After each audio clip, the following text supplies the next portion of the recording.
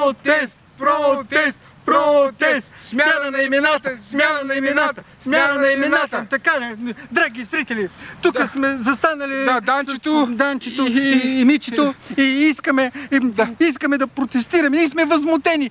Аз съм много възмутена. Да, как ти викат на теб, Данче? Как ме викат? Викат ми Данче. Данче, не ти казвам, аз съм чуля, нали знаеш, че ни викат проститутки? Да, викат, ние сме били прости тутки. Да, ние сме си просто... Ние сме си просто, нали... Тутки, и нали си вадим по най-честен начин хляба. Най-старата професия на света, на земята. Ама стига, ама ние не го правим за пари, ние не го правим за пари, ние го правим от любов. 100 000, 100 марки пари ли са на Сияната Божия? Пълна любов. Да. И то към професията любов. И сме били прости. Боже, прости тут. Нали нямаме между нас прости?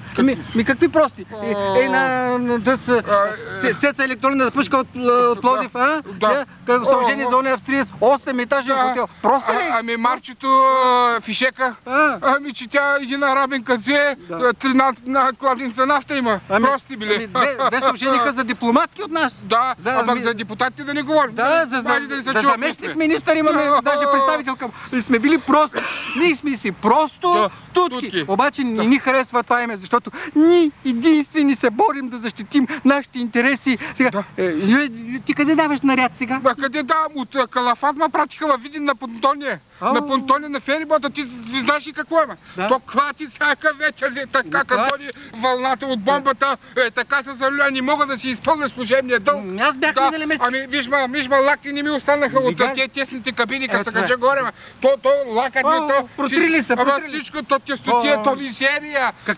Ами ти знаеш ли, че крайно време да им вземем такси на килограмите, то дойде един 130 кила, като се качи отгоре ти. Повече от 60 не може. Ще вземаме само на румънците да защитим нашите интереси. Защо румънците, като минава наш автобус или камион, вземат му свръхтегло? И ние на всеки клиент... От 60 нагоре шибни му там. От 40. От 40. Добре, съгласи. 45. Колкото килограм, толкова марка. Килограм марка? Ами еко такса дет не взема ли? Ами дойди ма мириши на чесън. Не си имал зъбите до 2 дена, вика качай се горе в кабината. Ще му вземаме. Кача се, ама то сестра като сляза фунтя на буркан, туршия фунтя. Аман, до тук ми шибни му таксата. Шибни му таксата да се научи. Каква такса? Здравна, санитарна. Прости сме били.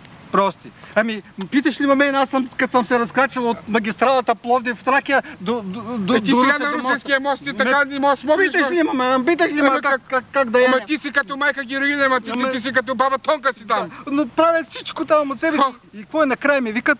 Проста тутка. Боже! Затова... Ами за депутатките да питаме. Депутатките. Те какво правят? Те го правят за пари. За пари го правят, защото мъжете им основна заплата 1 милион. Бордови, не знам какво, външни комисии, вътрешни комисии, 3-4 милиона, шибни му 2 милиона, тресни го и замини и му вземем парите. А пък ние... Ама като доди мъже и вечерта, нали го прави същото? Да, и брои парите. На нея какво викат? Депутатка. Пък на нас, за той. Ние сега искаме смяна на името. Ние не щем да ни викат нито проститутки, нито депутатки. Ние искаме да сме дупедатки. Протест! Протест! Протест! Протест! Протест!